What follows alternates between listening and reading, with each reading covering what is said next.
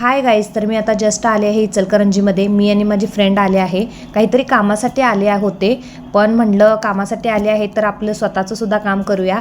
तर त्यासाठी मी पहिला गेले चप्पलच्या शॉपमध्ये आणि तिथे बघितले. तर मला पहिल्या शॉपमध्ये इतके खास वाटले नाहीत चप्पल, म्हणून मी दुसऱ्या शॉपमध्ये गेले. तर दुसऱ्या शॉपमध्ये इतके छान छान व्हरायटी होते ना गाईज, की कोणतं घेऊ कळत नव्हतं. म्हटलं ट्राय करणार तो बनता आहे, म्हणून मी सगळ्या प्रकारचे चप्पल्स ट्राय करत होते.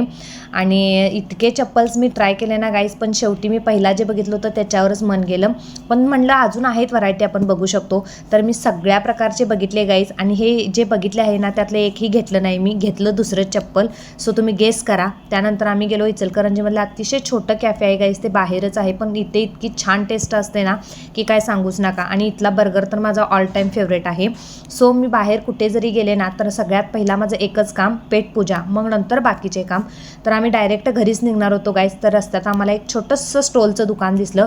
तर मग आम्ही त्या स्टॉलच्या दुकानात गेलो. इतके स्टॉल बघितले गाईज, पण घेतलं एक पण नाही. मग म्हटलं जाऊ दे आता. तर त्यानंतर आम्ही डायरेक्ट आता घरी निघालो गाईज, बिकॉज आम्हाला लेट पण खूप झाला होता. तर गाईज मिनी ब्लॉग कसा वाटला हे कमेंट करून नक्की सांगा.